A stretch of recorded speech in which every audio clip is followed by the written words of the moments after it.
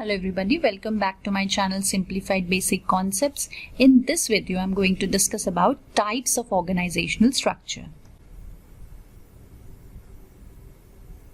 So in my previous videos, I have discussed about what is organizing and about formal and informal organizational structure. So I'll quickly brush up the concepts once again. Right. So any company, institution or association where there are more than one people who have particular purpose to do forms an organization. Right. Now organizing is the second management function which comes after planning. So once plans are made, then organizing is done. What is organizing? Organizing means arrangement. Here the arrangement of departments, roles, responsibilities and tasks of the employees who work in the organization is done. So when things are arranged accordingly, a structure is formed. Now that structure is called as organizational structure. So the organizational structure explains the roles, tasks of each and every employee that works in an organization. The organizational structure also depicts, that is, shows the hierarchy, that is, levels in which the members of organizations are arranged. In any organization, there is top management, middle level management and higher level management according to the powers and authority they have. So when that is arranged, when the employees are arranged according to their authority or power, that shows the hierarchy of an organization. Now, when the managers or the organization creates an organizational structure so that the organization can achieve its goal, that is called as formal organizational structure. And when employees working in an organization forms a social network on their own to satisfy their psychological needs, that is called as informal organization structure. So here we will be discussing about types of formal organizational structure, right? So there are different ways in which the management of the organization can arrange the people working in the organization. So what are the different ways in which the organization can be structured is the topic here, right? So there are basically two methods. One is traditional method and second is modern method. So in this video, we'll be focusing on traditional method, and in my next video, I'll cover up the modern method of organizational structure. So under traditional method comes line organizational structure and line and staff organization structure. So let's begin with line organization structure. Line organization structure is the oldest and the simplest method of organization. Right? This is also called as scalar type of organization. Now, by the word scalar, we mean anything which shows direction. So here in this organization structure, there is a direction of flow of authority. That is, at the top management, all the authority is concentrated. Okay, the line of command is carried out from top to bottom. So in line organizational structure, the organization is divided into top management, middle level management and lower level management or bottom management. So the top management has got all the authorities, all the commands. So any information, orders, instructions always flow from top to bottom. That is, the top management gives all the instructions, authorities, they have all the powers. Okay, and this is the reason this organization is called as scalar organization structure, which means there is a scalar chain of command. Now, about the scalar principle and what is gangplank, I have discussed it clearly in my previous video, the link of which is shown above. Anybody who has confusion can go back to that video so that the concept of scalar principle and gangplank is clear, right?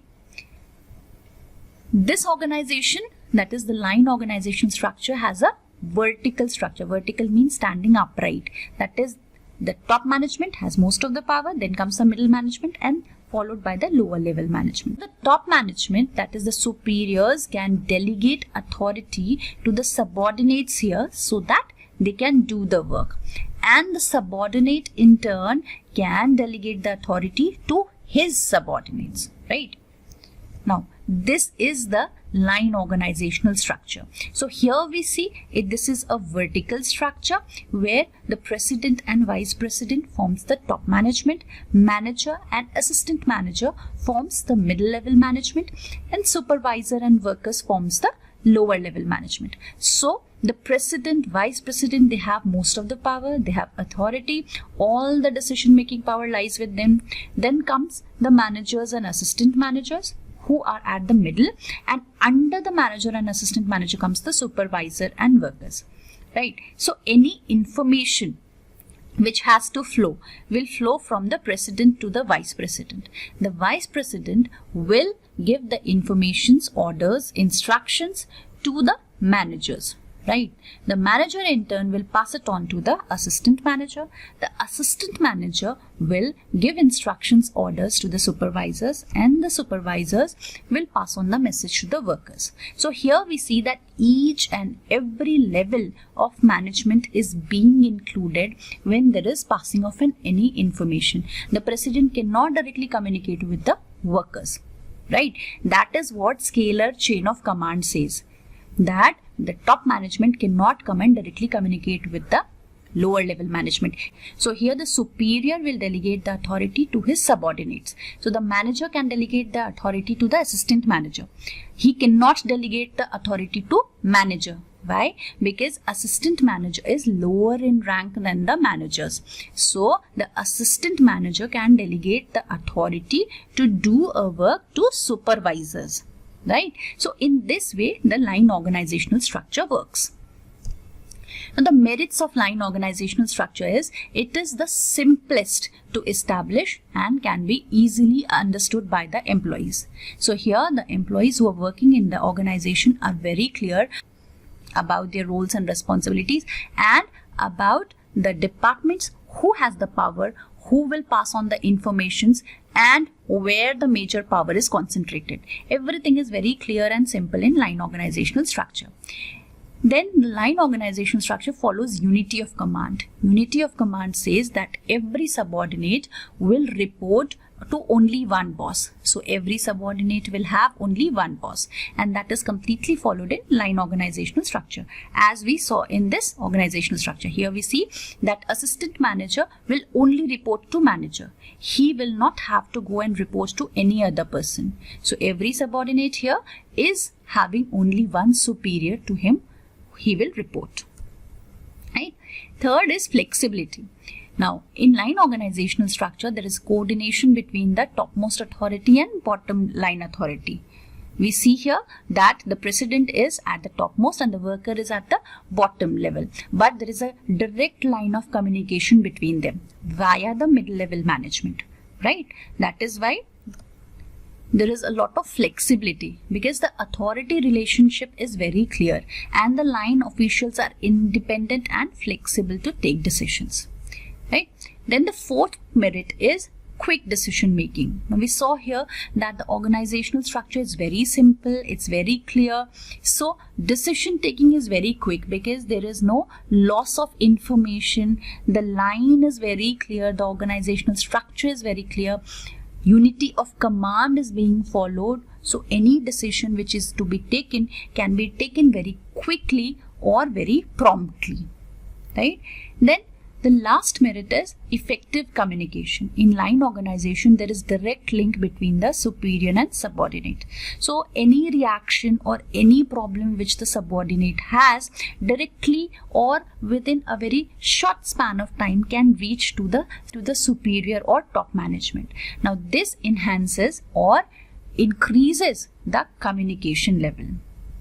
So effective communication is one of the biggest merit of line organizational structure. Demerits of line organization. At times the top management, because they have to take all the important decisions and they have all the powers concentrated with them, so they have to take numerous decisions and supervise the work of the subordinates, right, which makes them overloaded with responsibilities. Now the second demerit is there is lack of specialization. Now in line organization, there is a flow in scalar chain. That is, every information will pass on from the top management to the lower level management. So the lower level management or the subordinates are not left with much scope to specialize in any of the function. So there is a lack of specialization in the subordinates in line organizational structure. Then there is also lack of initiative, because in line organization, the final decision making is done by the top management. So the lower level officials do think that their suggestions are always neglected by the superiors. So they don't take the pain of taking any initiative. They avoid taking any initiative or doing any creative work. Right, because they feel that they don't have the power, and anyways any decision will be taken by the top management and their suggestions will be ignored. So this is one of the biggest demerit of line organizational structure. Autocratic leadership. The top management here follows autocratic leadership, which creates dissatisfaction in the subordinates. So these were few of the demerits of line organizational structure. Now let's come to line and staff organizational structure. Now this is second traditional way in which the organization can be arranged. So here the organization is divided into two types of employees. One in line executive and other is staff executive. So the work of staff executive here is to give suggestions or expert advices, right? And based on those advices, the line executives executes the plan or does things. So the line executives are called as doers and the staff executives are called as experts or thinkers. Line and staff organization is basically modification of line organization, but it is more complex than line organization, because here there is a combination of two types of executives, line executives and staff executives. Now the power of command in this type of organizational structure remains with the line executives. That is, those executive who actually executes the plan. So the people working in those departments who have got the role to execute the plan has got main power of command, and the staff supervisors or the one who guides and advises the line executives are the advice givers. Okay, so they don't have much power with them. For an example, the managing director in an organization is under the line executive because he has got power. He actually executes the plan, that is, performs a certain plan. So he is doer. So he comes under the line executive. But the personal secretary to the managing director is a staff official, because the job of personal secretary is just to give advice and suggestions to the line executive, that is managing director. Clear? Now here, this is a diagrammatic representation of line and staff organizational structure. So the yellow lines will show the departments who has the line authority, and the white line will show the department who has got the staff authority. So here the president, who is at the top management, has got the line authority over the department of legal advisor and vice presidents, right? So the vice president sales, vice president of production, vice president finance comes under the president, and the legal advisor too, right? And under the vice president sales comes the sales manager. Under vice president production comes production manager. And under vice president finance comes finance manager. Now here, the legal advisor has got advisory role, who gives advices to the vice president. So the vice president sales, vice president production and vice president finance here are getting instructions from both president and legal advisor. The president is line executive, who is the boss of vice president, and the legal advisor has got advisory roles, so they are staff executives, right? Now, the merit of line and staff organization is that there is a clear area of work. The planning and investigation part here is done by the staff specialist, and the line officers just concentrate on execution of plan. So the area of work is very clear in this organizational structure. Now, this organizational structure also have benefit of specialization, because there is division of work. The staff executives have got advisory roles and the line executives are doers, that is they execute the plan. So all the employees have got specialization of their work because the work is being divided into smaller parts. So that is second advantage of line and staff organization. Now, line and staff organizational structure has better coordination. Why? Because when both line and staff executives work together, they are in a better condition to take decisions, and the concentration of power here is not in few hands. That is, we saw in line organizational structure that only the top management had all the powers. They had all the powers to take decisions. Any informations, any message to pass was via top to bottom management, right? But here there's nothing of that sort. Here every department, every level of management has got their own work to do. So this gives the employees more confidence. They take better decisions. For this training, due to the presence of staff specialists and their expert advice, line executives can concentrate on decision making, and thus they can also get proper training when and where required because they have got certain time, because the main thinking part is being done by the staff executives. Now, the last one is better decision making. In line and staff authority, all the officials have got independence to take decisions, right? Because in line and staff organization, we saw that every management level has got certain power as per their level of management.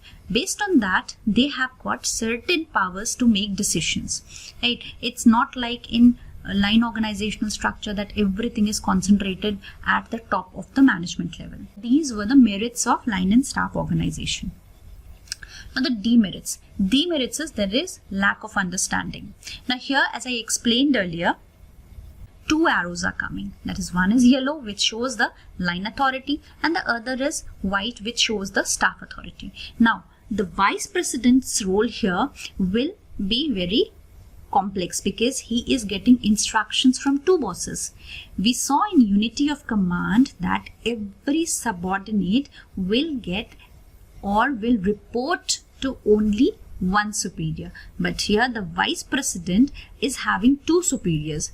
Now, legal advisor has got advisory role, but he is above the vice presidents, right? So here the vice president level is getting instructions from president and legal advisor both. So the employees at times in line and staff organizational structure gets confused as to whom they should follow, right? Of sound advice. At times the staff specialist can take wrong decisions, right? It can happen, and based on that wrong decision only, the line executives will have to work. So this can create a problem because any one wrong decision by the staff specialist will create a chain of wrong decisions because it will be followed by the line executives too. So if there is a lack of sound advice, then a lot of problem will be created in this type of organizational structure. At times there is conflict between line and staff executives. At times the line and staff executives disagree with each other. That is, any suggestions given by the staff executives are not being followed by the line executives, which causes conflict between them. And the reason for the conflict can be employees or overlapping of authority and responsibility, because it's not very clearly mentioned who is superior to whom, right? So in the middle management, if there is two employees, one is line executive and one is staff executive, then one has got advisory role and the other has got the role to execute the plan. But who has got more power, that is not clear. So both the line executives and staff executives at times feel that they have got more authority, and this is the main reason of conflict between these two executives, right? So this may create conflict between the line and staff executives. Then maintaining staff specialists at time can be very costly for the organization because they have to pay high remuneration to the staff specialists. And the final is assumption of authority.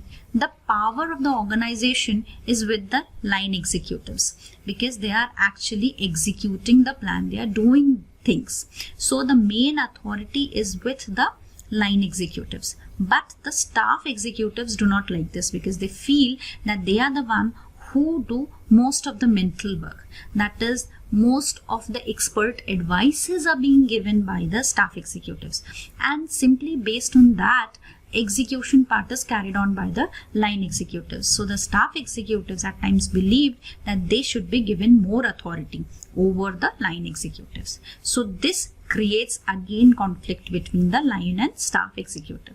So this is also one of the demerit of this organizational structure. So I hope these two types of organizational structures clear till here. In my next video, I'll be covering up modern ways of organizational structure. So do like and subscribe my channel, which is Simplified Basic Concepts. Thank you.